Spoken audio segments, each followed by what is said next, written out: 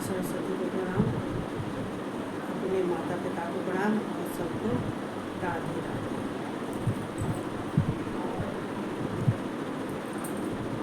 तो वैसे आज मैं सुनाने को नहीं थी, चूँकि आज मैंने अपना मंदिर साफ़ किया है। सारी मूर्तियाँ, सारे कपड़े वस्त्र, चूँकि नवदुर्गा लगे सोमवार से, तो मैंने सारे मंदिर की सफाई की थी। लेकिन मैं भी तो भगवान की चर्चा के बिना नहीं रह सकती। मुझे चूँकि कहते हैं कि आदत अब तो पड़ गई है, तो कहते हैं सारे काम छूट जाए, कितनी परेशानी हो, लेकिन भगवान शिव के बिन नहीं रह सकती। भगवान शिव की चर्चा सुनाए बिन तो नहीं रह सकती मैं। तो मन नहीं माना था, और मुझे अच्छा लगता है सबके सामने अपनी जो बातें कहना सुनना जो आता है वो कहती हूँ, तो मुझे अच्छा लगता है। तो भगवान की शरण में चलना चाहिए। हम सब मिलकर चलते हैं अपने भोलेनाथ के शरणों में।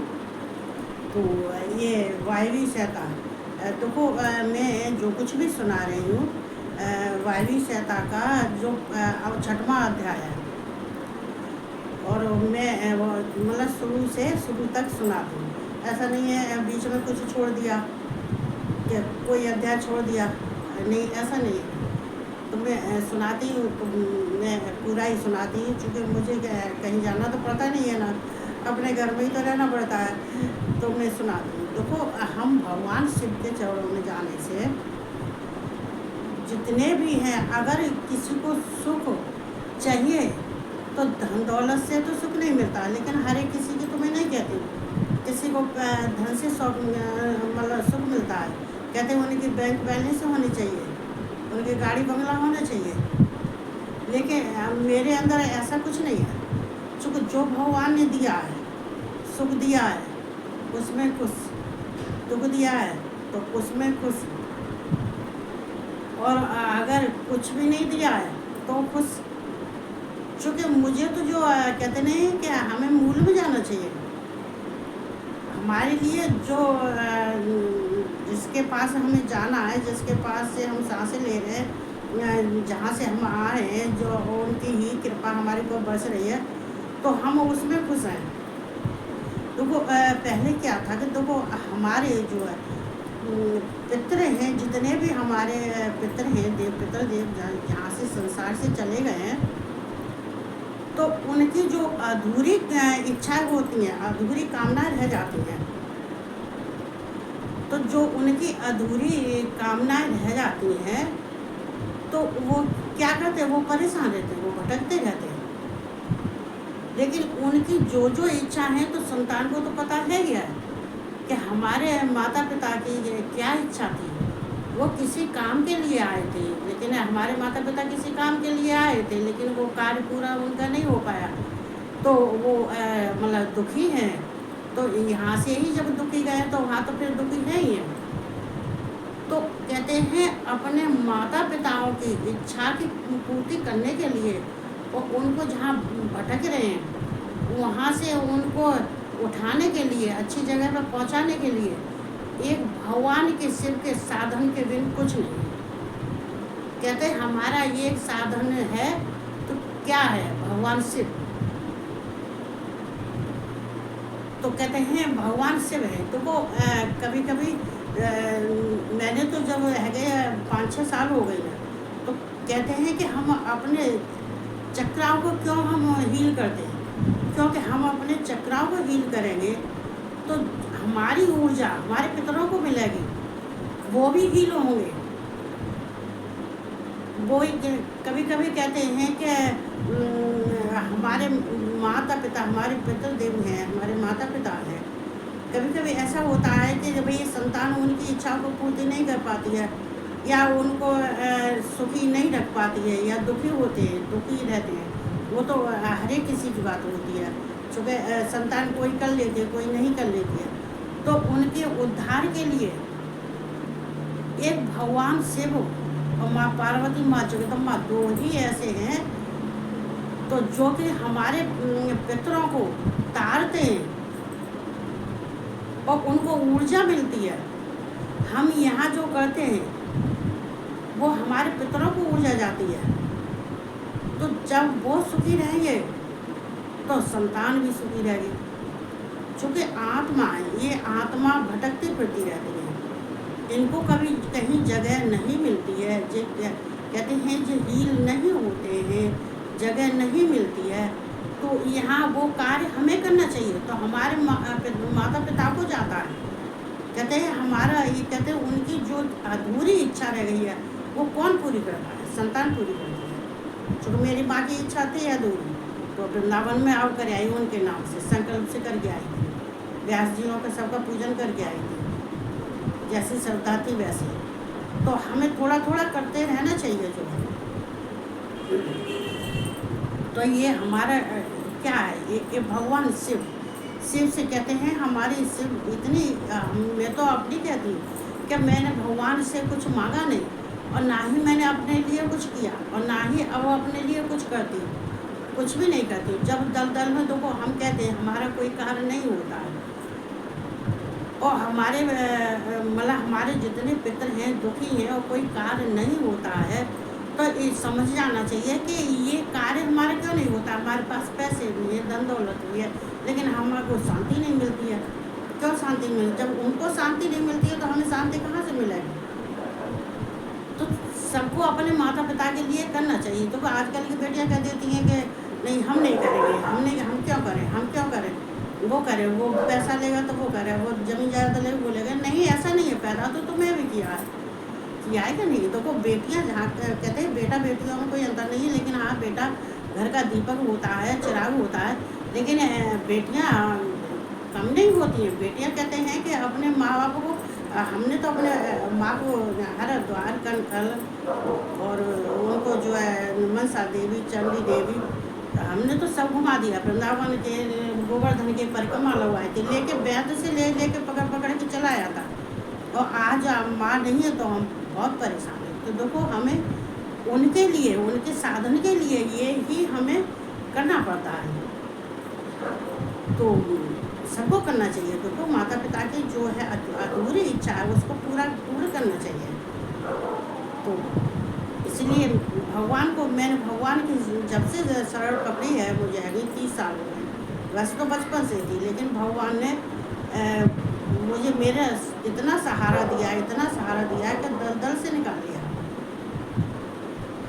तो करना चाहिए जो भगवान कहते हैं, भोलेनाथ कहते हैं, माँ जगदम्बा कहती है कि तुम आई हो संसार में, तो ये नहीं है संसार वालों को देखो, उनको भी देखो जो संसार से चले गए।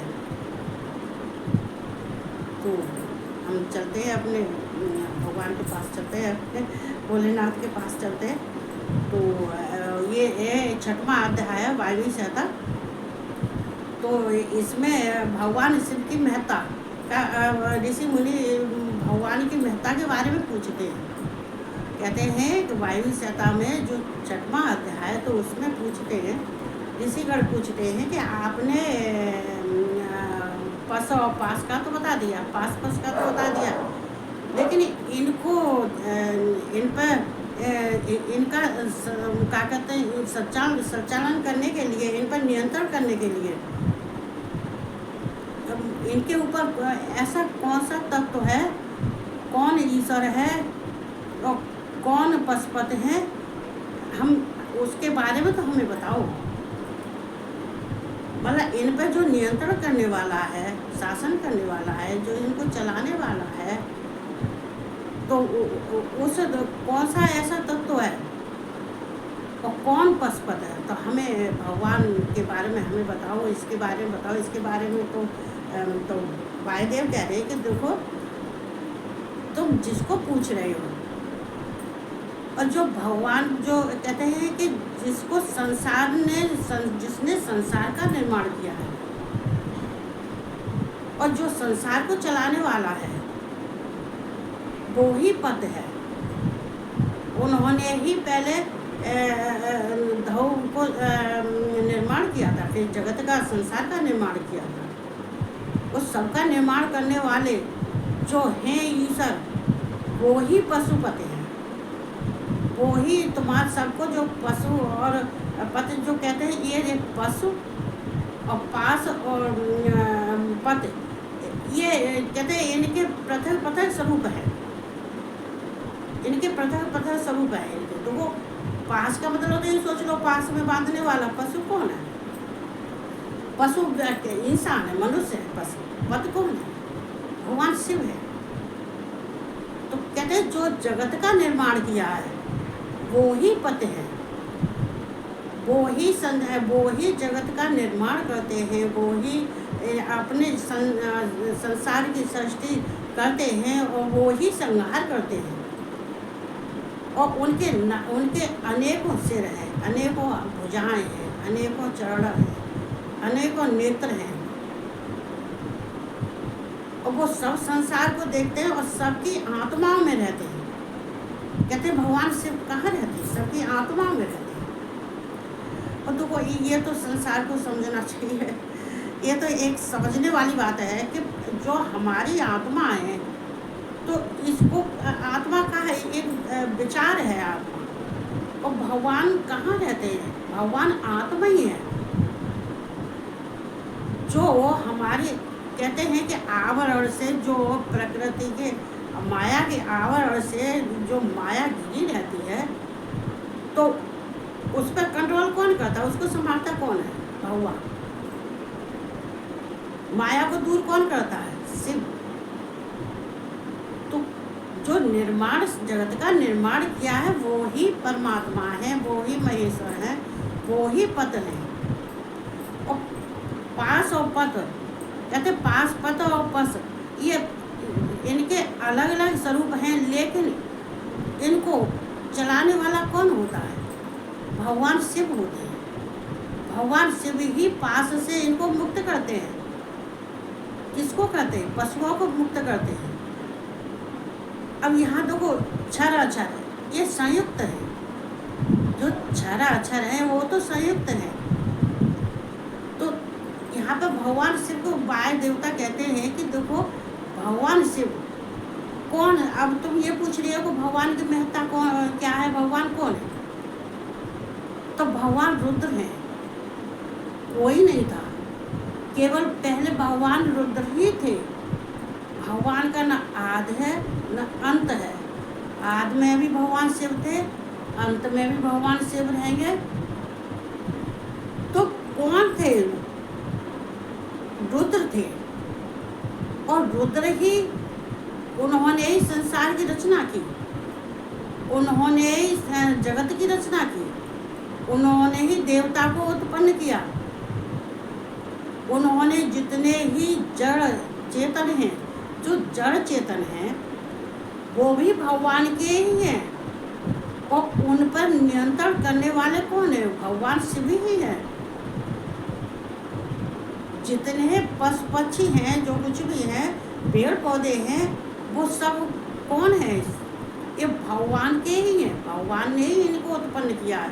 तो वो 84 लाख योनियों में जो इनको जान जाता है, इसमें एक तो भोग्य है, एक तो भोक्ता है, और भोग्य है और प्रेरक। ये तीन हैं।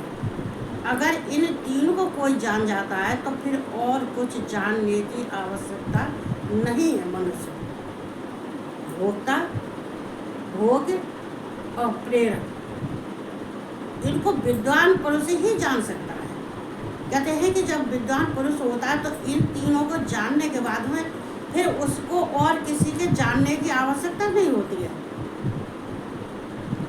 तो भगवान शिव ही है। देखो कहते हैं भगवान शिव बिना कान के सुनते हैं, बिना हाथ के कार्य करते हैं, बिना पैर के चलते हैं, बिना नेत्र के देखते हैं। तो और कार्य सब होता है। ये जो कहते हैं भगवान शिव गुणों से, कहते हैं सब गुणों से परे हैं, वो आनंदमय है। ये नहीं कि वो जो कुछ भी रचना करते हैं वो अपनी लीला से करते हैं, आनंद से करते हैं। मनुष्य को तो भगवान शिव के बारे में जानने के बाद में फिर उसको ज़्यादातर किसी को जानने की आवश्यकता नहीं। जो जितने भी देवता कहते हैं, ब्रह्मा जी की पहले बात तो भगवान शिव ने ब्रह्मा को पैदा किया जिससे कि सृष्टि की रचना हो। तो तो ब्रह्मा विष्णु भी कहते हैं हमें भी जगत पिता है जो हमारे परमेश्वर हैं, सर्वज्ञ हैं,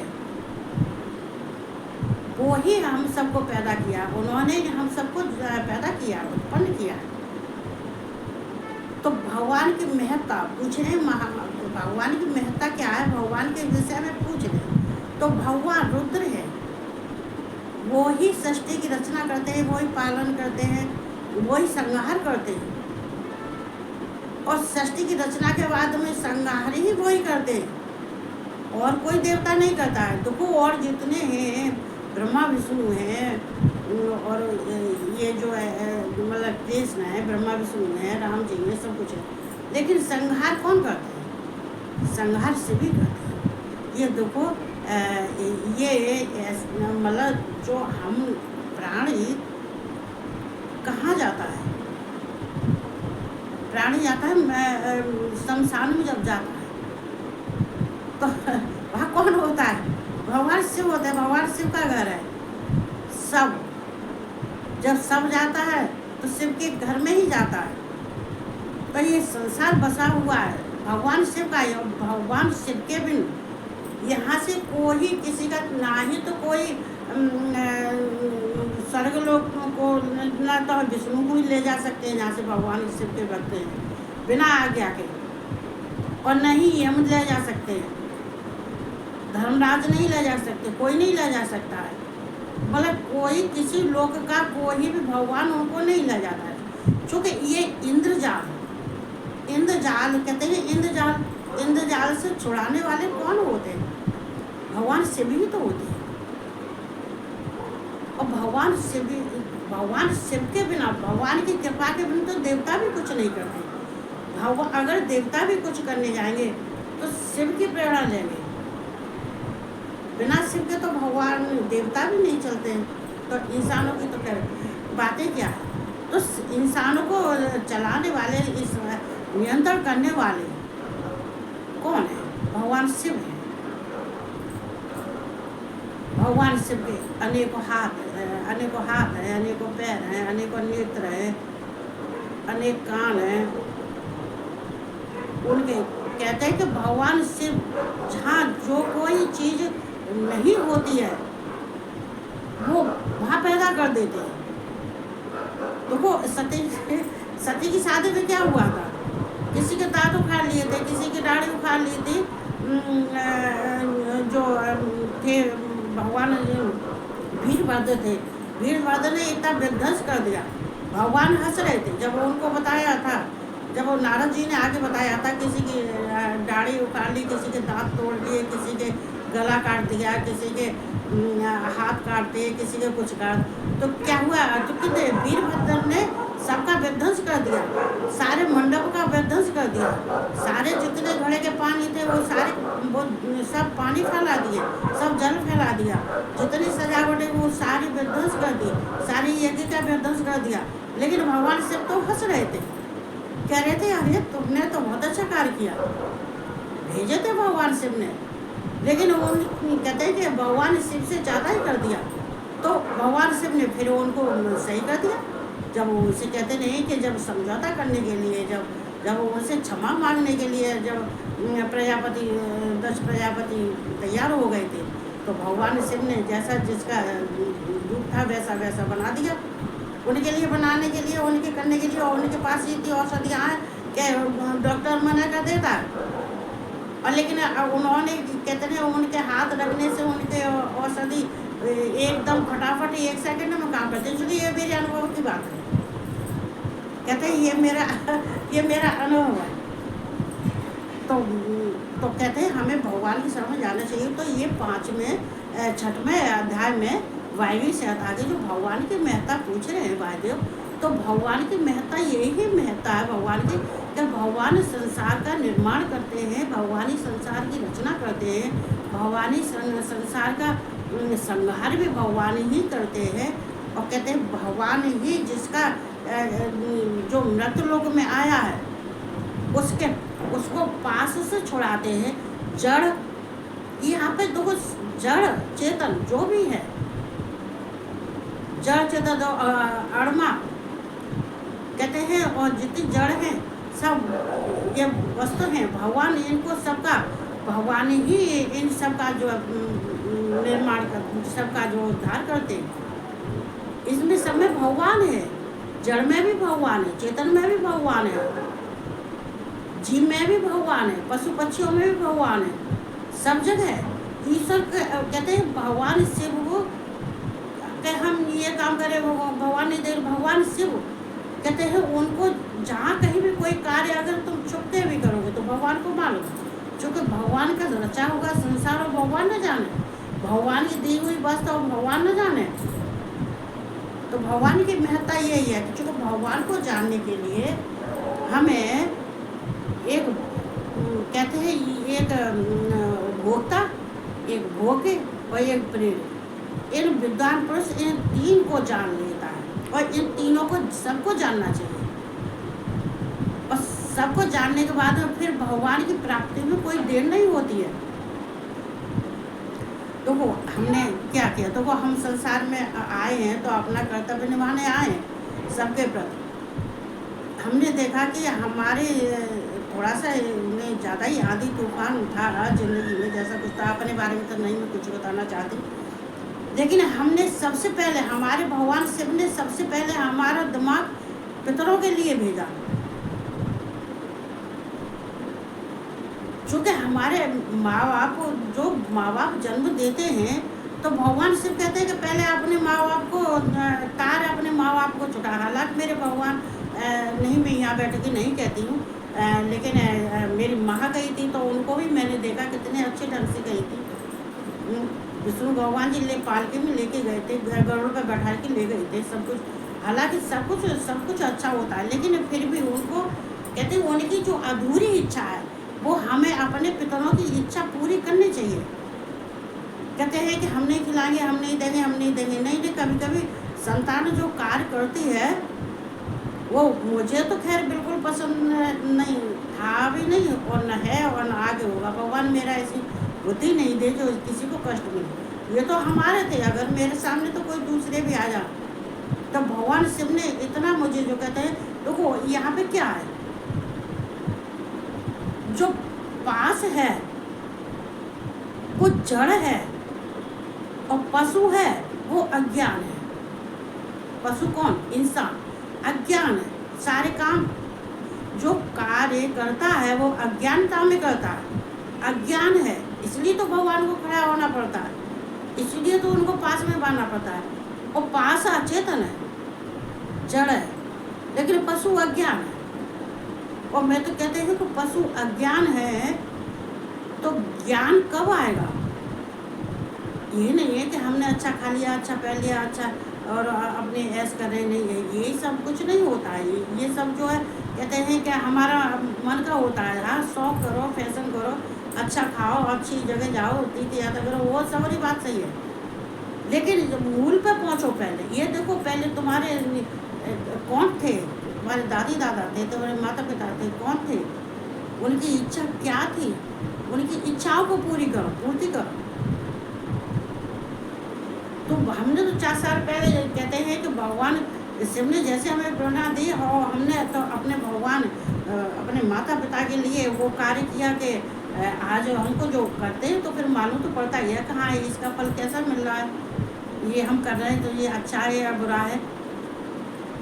तो हमें भगवान शिव से ही प्रेरणा लेनी चाहिए और भगवान शिव से बचाना चाहिए, चूँकि वो ही धाता है, वो ही विधाता है, और वो ही पास में बांधते हैं तो वो ही छुड़ाते हैं।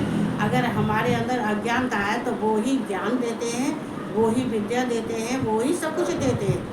तो हमें भगवान की शरण में जाना चाहिए और भगवान से प्रार्थना करनी चाहिए। अब नवदुर्गा भी आ रहे हैं सोमवार से, तो मैं सोच रही आज वैसे मैं थक रही थी, वो बहुत मंदिर अंदर बहुत सारा पोशाक वगैरह सर्व की थी, तो लेकिन भगवान की चर्चा के सुनाए बिना तो मैं रहती नहीं। तो हम सबको भगवान की शरण में चलना चाहिए और माता आ रही है उनकी भी पूजा करनी चाहिए, चूँकि ये जो है भगवान शिव और ये शक्ति एक ही है, अलग नहीं है। शिव और शिवा, शिव और शक्ति एक ही है। और जब ये हमें भाग्यवश क्या कहते हैं, हमारे भाग्य से जब इन दोनों का हम पूजा करते हैं, सेवा करते हैं और दोनों की कृपा होती है, तो आदमी कहाँ से कहाँ पहुँच जाता है। तो संसार में आने के बाद में हमें थोड़ा सा अपने भगवान के ऊपर ध्यान देना चाहिए। देखो, चाहे विष्णु की पूजा करो, चाहे कृष्ण की करो, चाहे शिव की करो, कुछ करो, लेकिन शिव की पूजा, मूल शिव की पूजा होती है। कहते हैं कि जहाँ शिव होते हैं वहाँ सब देवता विराजमान होते हैं, और जहाँ शिव नहीं होते तो वहाँ पूजा तो तुम करो, लेकिन वो तुम्हें पूजा फल नहीं देती है।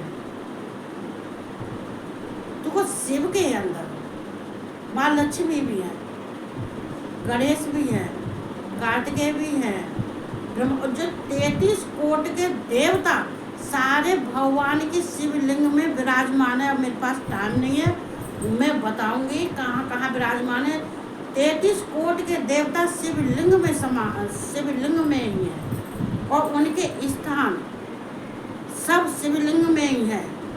दाएं बाएं कहते हैं, दक्षिण की तरफ, पूर्व की तरफ, उत्तर की तरफ, पश्चिम की तरफ, जहाँ सब जगह। मैं किसी दिन फुर्सत होगी तो यही सुनाऊंगी खाली।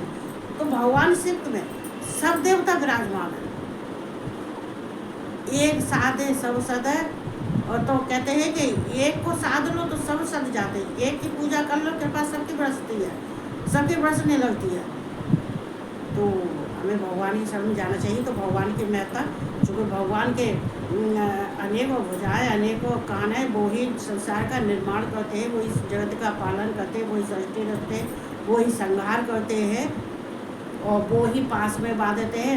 पस पास और पत, पत कौन है? पत वो ही है, पास में बांधने वाले। किसको? पशुओं को बांधने वाले। और वो ही माया से निवृत्ति करते हैं, वो ही माया से सबका निवारण करते हैं। और कहते हैं कि भगवान की पूजा करने से, याचना करने से, उनकी सेवा करने से, एक लोटा जल चढ़ाने से खुश हो जाते हैं। वो ये नहीं कहते कि तुम हमें पोशाक पहनाओ, वो ये नहीं कहते कि हमें किसी अच्छे शिवालय में रखो, उसको कहीं शिवलिंग में तो मैं तो कहीं भी जाती हूँ अपने शिवलिंग ले जाती हूँ, अपने नर्वदे से ले जाती हूँ, त्रिशूल ले जाती हूँ, सरंगी ले जाती हूँ, नंदी ले जाती हूँ, और भगवान गुरु जी ने हमें तसला दिया वो भी मैं ले जाती हूँ, और कहीं भी बैठ के कर लेती हूँ, कहीं भी मुझे जहाँ जगह मिलती है। अब मैं गंगा जी जाती हूँ, वही रहती हुई जगह मिलती है, मैं वही बैठ के करती हूँ।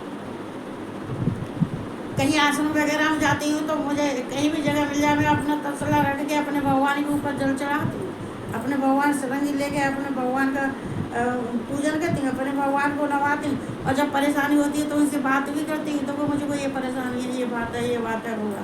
मैं अपने पति से बात नहीं करती, मैं भगवान से बात मैं भगवान से बात करती हूँ, मैं अपने पति से बात नहीं करती। तो भगवान की शरण में चलना चाहिए। और ठीक है, आज मैं इतना ही बोलूँगी, और कल मैं आगे देखूँगी। ये 6वां अध्याय चल रहा है वायु सहायता का। तो बस मेरा यूट्यूब पे भी मैं आ रही हूँ, और यूट्यूब पे अभी कोई मुझे दिक्कत है, मेरे मिलने वाले यूट्यूब पे नहीं जा रहे हैं क्या? कहते हैं कि सब्सक्राइब नहीं कर रहे हैं, वहाँ पे फेसबुक पे ही देख लेते हैं। तो मैं यूट्यूब पे जा रही हूँ, उस पर भी सब्सक्राइब करो। वैसे मैं सोच रही हूँ, कोशिश करूँगी। वैसे सब सत्य का पाठ भी चलता है, रुद्राभिषेक भी होता है, घर का काम भी है। अगर मुझे टाइम मिलता है तो माँ का भी सुनाऊँगी, थोड़ा सा देखती हूँ जो है। तो ठीक है, मैं आज इतना ही बोलूँगी। और सबको मैं अपने आत्माओं से दुआ देती हूँ कि सब खुश रहे। जो सब खुश रहेंगे तो फिर मैं भी खुश रहूँगी, और जब सब दुखी रहेंगे तो फिर मैं भी दुखी रहूँगी। तो बस भगवान की शरण में रहना चाहिए, भगवान शिव से प्रार्थना करनी चाहिए, और सब कुछ सही होगा। सब कहते हैं सबके संकट दूर होते हैं। तो मैं यही वाणी को प्राण देते हुए सबसे राधे राधे करती हूँ। राधे राधे और गुड नाइट।